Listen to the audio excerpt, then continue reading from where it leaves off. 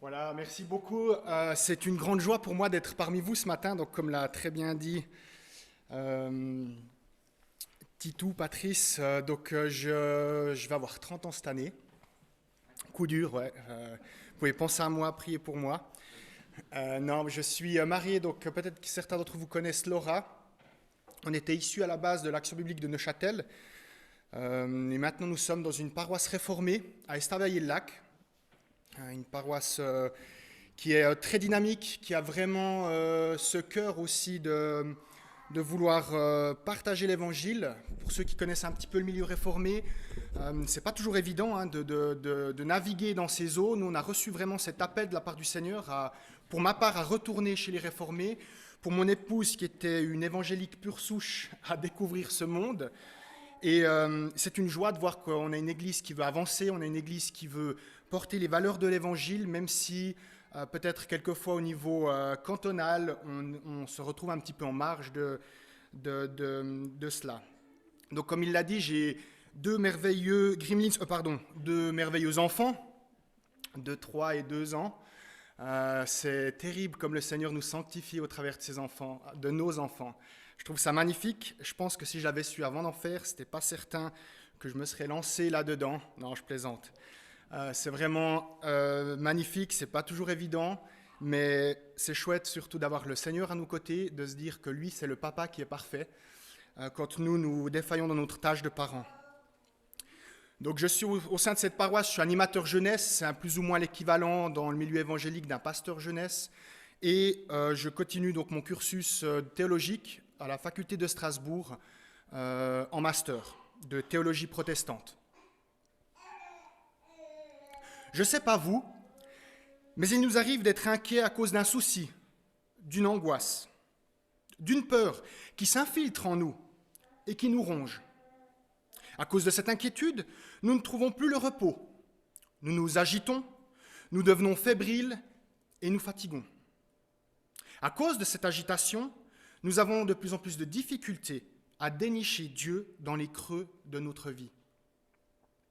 Nous sommes alors dans une spirale qui va de l'inquiétude à l'agitation, de l'agitation à la fatigue et de la fatigue au découragement.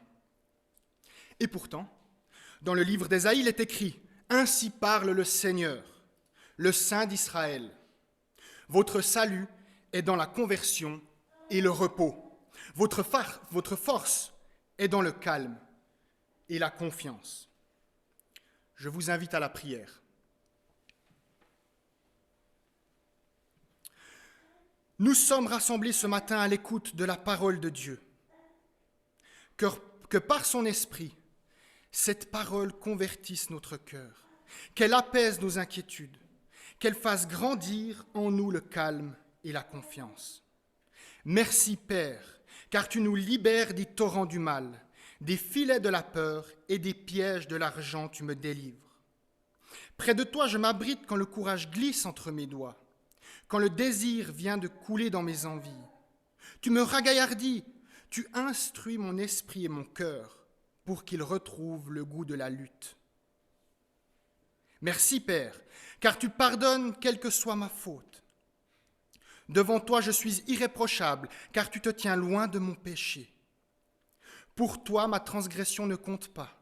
Tu ne regardes pas la pureté de mes mains, mais le visage de mon âme.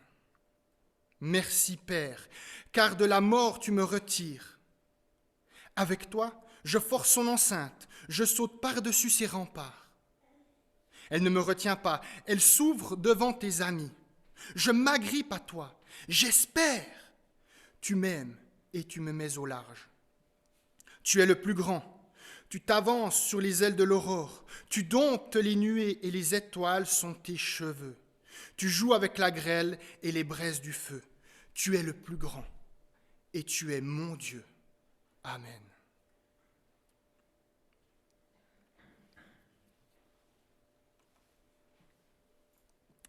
Le psaume 23 est sans doute le psaume le plus connu et peut-être même le plus lu des 150 psaumes. Ces strophes résonnent fortement dans le cœur des fidèles.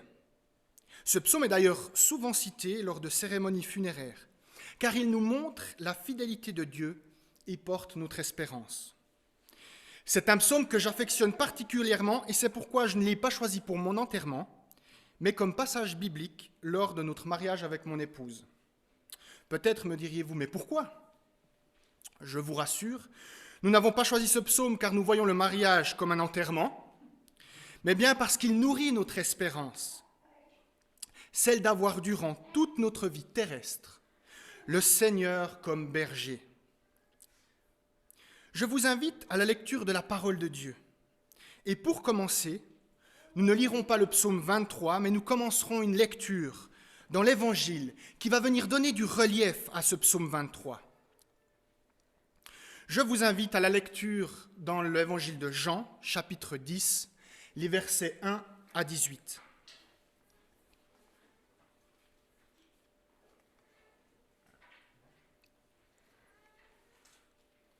Tu peux changer.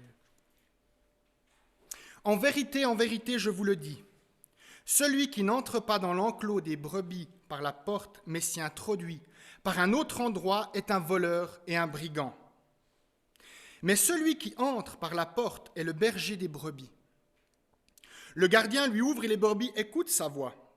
Il appelle par leur nom les brebis qui lui appartiennent et il les conduit dehors. Lorsqu'il les a toutes fait sortir, il marche devant elles et les brebis le suivent parce qu'elles connaissent sa voix. Elles ne suivront pas un étranger, mais elles fuiront au contraire loin de lui, parce qu'elles ne connaissent pas la voix des étrangers. Jésus leur dit cette parabole, mais ils ne comprirent pas de quoi il leur parlait. Jésus leur dit encore, en vérité, je vous le dis, je suis la porte des brebis. Tous ceux qui sont venus avant moi sont des voleurs et des brigands, mais les brebis ne les ont pas écoutés. C'est moi qui suis la porte. Si quelqu'un entre par moi, il sera sauvé. Il entrera, il sortira, et il trouvera de quoi se nourrir. Le voleur ne vient que pour voler, égorger et détruire. Moi, je suis venu afin que les brebis aient la vie et qu'elles l'aient en abondance. Je suis le bon berger. Le bon berger donne sa vie pour ses brebis. Le simple salarié, quant à lui, n'est pas le berger, les brebis ne lui appartiennent pas. Lorsqu'il voit venir le loup, il abandonne les brebis et prend la fuite. Alors, le loup s'en empare et les disperse. Le simple salarié s'enfuit, car il travaille pour de l'argent et ne se soucie pas des brebis. Moi, je suis le bon berger. Je connais mes brebis, elles me connaissent, tout comme le Père me connaît et comme je connais le Père. Je donne ma vie pour les brebis. J'ai encore d'autres brebis qui ne sont pas dans cet enclos. Celles-là aussi, il faut que je les amène. Elles écouteront ma voix et il y aura un seul troupeau, un seul berger. Le Père m'aime parce que je donne ma vie pour la reprendre ensuite. Personne ne me l'enlève, mais je la donne, et de moi-même. J'ai le pouvoir de la donner et j'ai le pouvoir de la reprendre. Tel est l'ordre que j'ai reçu de mon Père. Je vous invite de continuer la lecture cette fois-ci dans les psaumes, psaume 23. Psaume de David. L'Éternel est mon berger, je ne manquerai de rien. Il me fait prendre du repos dans des pâturages bien verts. Il me dirige près d'une eau paisible. Il me redonne des forces, il me conduit dans les sentiers de la justice à cause de son nom. Même quand je marche dans la sombre vallée de la mort, je ne redoute aucun mal, car tu es avec moi. Ta conduite et ton appui, voilà ce qui me réconforte. Tu dresses une table devant moi, en face de mes adversaires. Tu verses de l'huile sur ma tête et tu fais déborder ma coupe. Oui, le bonheur et la grâce m'accompagneront tous les jours de ma vie, et je reviendrai dans la maison de l'Éternel jusqu'à la fin de mes jours.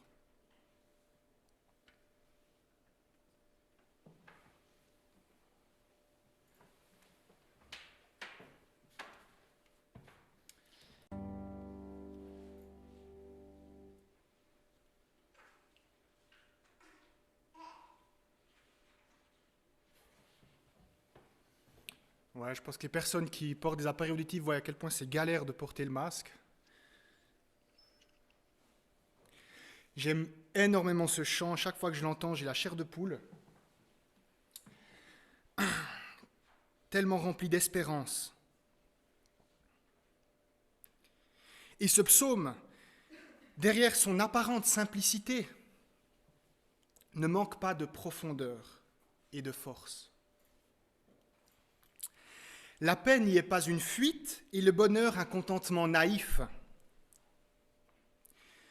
Et le sommet de ce psaume est atteint quand se révèle un amour orienté non vers un but matériel, mais vers le Seigneur lui-même.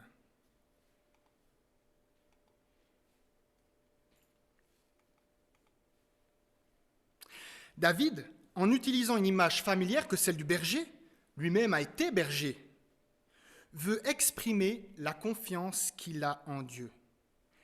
L'Éternel est mon berger, je ne manquerai de rien. Le Seigneur occupe ici la première place, qui marque son importance. Il est intéressant de s'arrêter sur quelques mots dans cette phrase. Le premier, c'est le mot « mon ». « Mon berger » témoigne ici d'un engagement créant une relation qui établit un lien entre le Seigneur et le « je », qui est suivi par un verbe au futur. « Je ne manquerai de rien ». Et c'est très important parce que tout dans ce psaume découle de ce lien. L'image ou la métaphore du berger, elle est merveilleuse. Le berger était celui qui devait s'occuper du troupeau. Les brebis dépendent entièrement de leur berger pour la nourriture, pour la conduite et la protection. Le Nouveau Testament nous dévoile qui est ce bon berger. Jean 10 nous éclaire et nous présente Jésus comme le bon berger. Lui qui est allé jusqu'à donner sa vie pour sauver ses brebis. Quelle grâce nous avons d'avoir Dieu, Jésus-Christ comme berger, lui qui est plein de compassion, qui assure notre protection et qui est un guide digne de confiance. Voilà qui peut réjouir et apaiser notre cœur.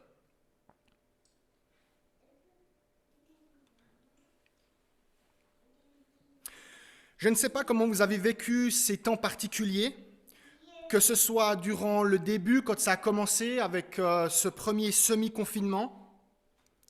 Le monde s'est tout à coup pratiquement arrêté, mis en pause.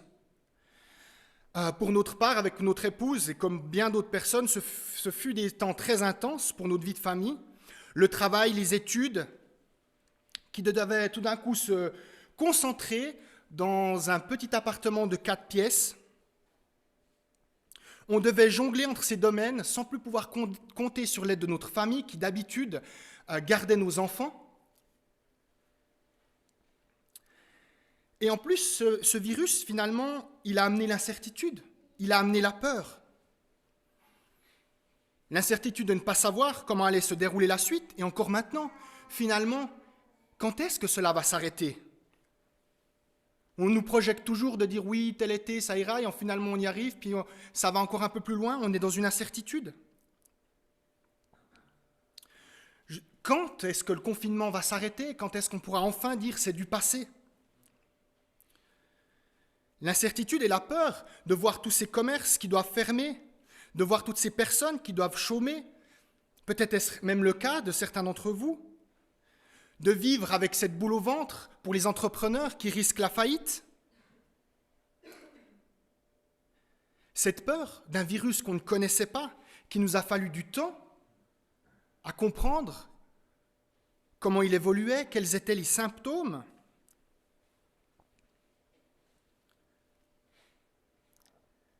Pourtant, il n'y avait pas un taux de mortalité très, très élevé avec ce virus, mais les personnes vulnérables risquent gros. Et dès lors, la peur peut nous envahir d'être porteur du virus sans le savoir et peut-être contaminer quelqu'un, ou à l'inverse, la peur d'être contaminé. Et c'est légitime. Nous avons vécu et vivons des temps qui sont troublés. Et dans ces moments, je trouve qu'il est tellement bon de se rappeler ces paroles. Il me fait prendre du repos dans des pâturages bien verts. Il me dirige près d'une eau paisible. Il me redonne des forces. Il me conduit dans les sentiers de la justice à cause de son nom. Le berger était quelqu'un qui observait, qui réfléchissait et qui agissait en fonction du besoin de son troupeau. Ainsi, il le déplaçait d'un pâturage à un autre et d'un cours d'eau à un autre au bon moment.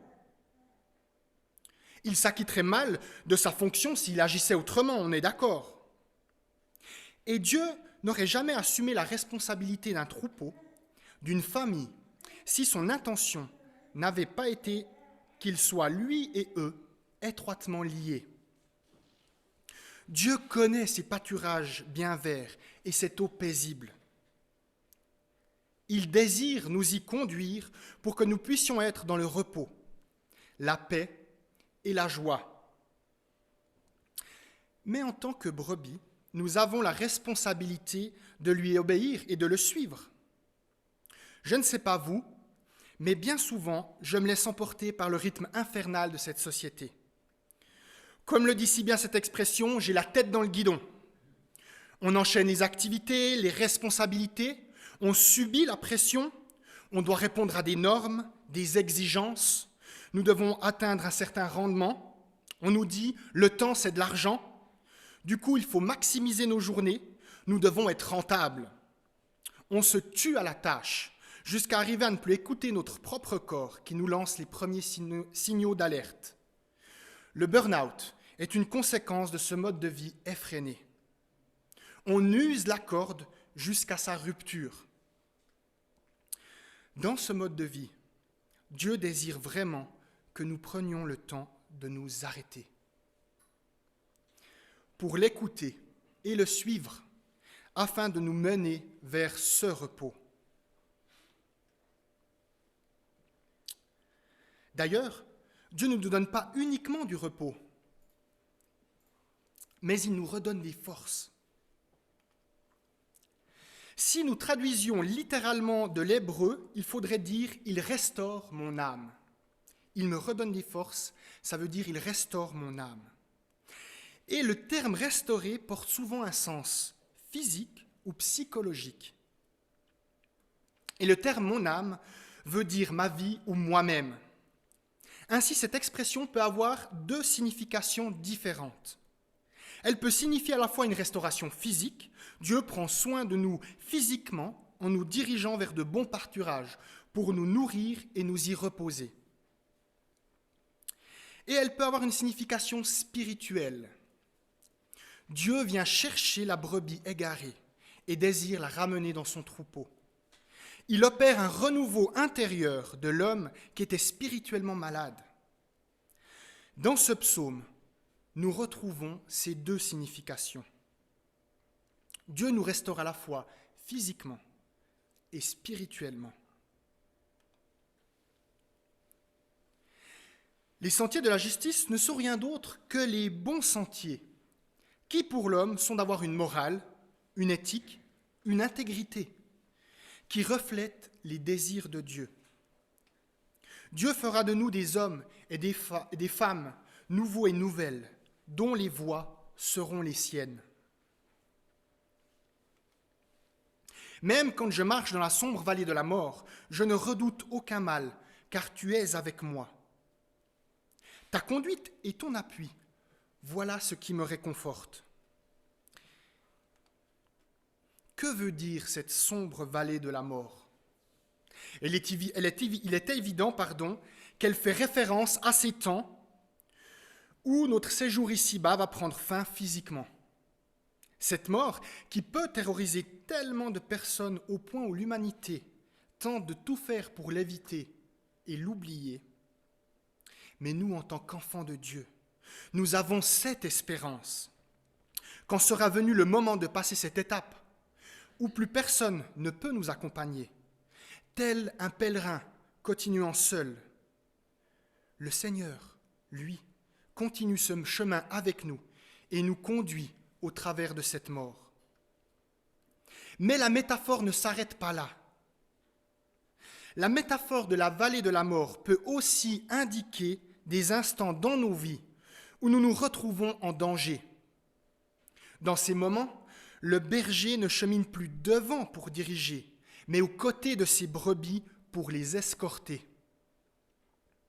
Quand nous sommes dans le besoin, un compagnon est précieux, qui plus est armé.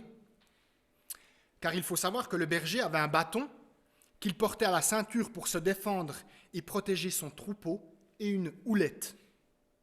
La houlette était un grand bâton qui finissait en demi-cercle au bout afin de pouvoir attraper les brebis autour du cou et les amener, les rediriger dans la bonne direction.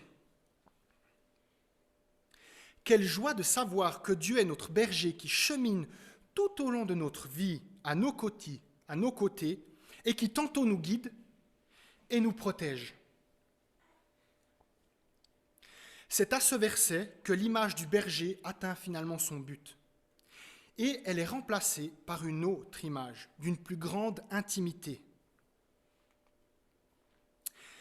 C'est une chose de survivre à un danger, et c'en est une autre d'en faire un triomphe. Dans les versets 5 et 6, chaque détail compte, depuis la table dressée jusqu'à l'huile festive. Il est peut-être possible d'y voir ici un tableau d'une assurance paisible dans des circonstances éprouvantes. Il se peut aussi que nous ayons ici l'équivalent de ce qu'il est possible de lire, par exemple, en 2 Corinthiens 12, versets 9 à 10. Le psalmiste vit ici une anticipation de la célébration d'une victoire, d'une fête où les rivaux qui ont perdu sont des hôtes malgré eux. Mais en réalité, la perspective est plus riche que celle d'une fête. Dans le monde de l'Ancien Testament, manger et boire à la table de quelqu'un créait un lien impliquant une loyauté mutuelle et pouvait être le langage décisif d'une alliance. Nous retrouvons cette même idée d'ailleurs dans le Nouveau Testament avec le dernier repas de Jésus. Ainsi, être l'hôte de Dieu, c'est plus qu'être une connaissance invitée pour une journée. C'est vivre avec lui. Le début du psaume 23 dégage l'idée d'un pèlerinage qui se termine à la maison du Seigneur, ici au verset 6. Mais c'est aussi un retour chez soi, car les Lévites, qui étaient en charge du temple dans l'Ancien Testament, n'étaient pas les seuls à considérer le temple du Seigneur comme leur vraie demeure. David, dans son cœur et dans son esprit, le faisait aussi. La bonté et la fidélité, qui étaient traduites par la traduction second 21, qui est projetée par bonheur et grâce, sont des termes spécifiques de l'alliance. Ils suggèrent une bienveillance et un soutien sur lesquels on peut compter. En Dieu, ces qualités ne sont pas seulement solides et fiables, mais dynamiques. Car accompagner ne veut pas dire ici fermer la marche, mais poursuivre, cheminer avec le croyant. Nous avons vu au travers de ce psaume 2 aspects importants concernant Dieu. Il nous est présenté comme ce berger qui désire nous amener, nous guider dans ces pâturages bien verts et cette eau paisible, afin de pouvoir rentrer dans le repos. Il est celui qui chemine avec nous, même dans les moments les plus difficiles ou délicats. C'est celui qui nous protège et nous délivre. Il est aussi cet ami qui nous accueille dans sa maison. Il est l'unique personne qui peut restaurer notre corps et notre âme. Il nous aime et il désire faire alliance, vivre à nos côtés à chaque instant. Il désire que nous puissions aspirer à demeurer dans sa maison, dans laquelle il nous fait place. Ce psaume est riche d'espérance. Mais il nous place aussi devant nos responsabilités et nous avons une responsabilité qui n'est pas des moindres. Nous avons le choix entre deux attitudes. Nous pouvons être une brebis un peu sourde d'oreille, qui préfère en faire qu'à sa tête et ne pas obéir au berger, ne voulant pas l'écouter et choisir ses propres chemins. Ou nous pouvons être cette brebis qui fait confiance et décide d'obéir à ce bon berger qui veut prendre soin d'elle. Alors, quelle brebis désirez-vous être ? Il est évident que dans la réalité des faits de nos vies, les choses sont bien plus nuancées. Nous sommes tantôt une brebis rebelle et tantôt une brebis obéissante. Mais pour terminer, j'aimerais vraiment nous encourager à pouvoir prendre du temps avec Dieu. Je ne sais pas comment vous planifiez vos journées, mais les miennes se remplissent très rapidement. Et finalement, je ne laisse que très peu de place pour avoir une relation, écouter Dieu, ce bon berger, et demeurer dans sa maison. Et j'aimerais nous encourager à pouvoir mettre en place dans nos journées ces petites bulles de repos. Prendre le temps de s'arrêter quelques minutes. Stop. Afin de prendre ce temps avec notre berger, écouter sa voix, prendre le temps de s'asseoir à sa table. Nous en serons les premiers bénéficiaires, car Dieu nous accordera un repos physique et un renouvellement de notre âme. Je vous invite encore à la prière.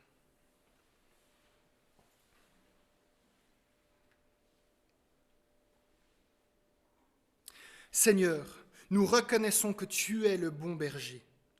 Apprends-nous à reconnaître ta voix. Aide-nous à l'écouter et à ne pas la mépriser. Encourage-nous à la mettre en pratique afin de marcher dans les sentiers de la justice. Seigneur, que notre cou ne se raidisse pas quand tu dois nous ramener avec ta houlette sur le bon sentier. Mais au contraire, apprends-nous à te faire confiance et nous laisser guider par toi pour rejoindre ces verts pâturages qui sont synonymes de repos. Nous te demandons dans ta grâce, ta compassion et ta miséricorde de bien vouloir restaurer notre âme et notre corps. Seigneur, guide-nous, encourage-nous à prendre ce temps avec toi dans nos journées. Rappelle-nous chaque jour notre espérance, celle de vouloir vivre dans ta maison. Amen.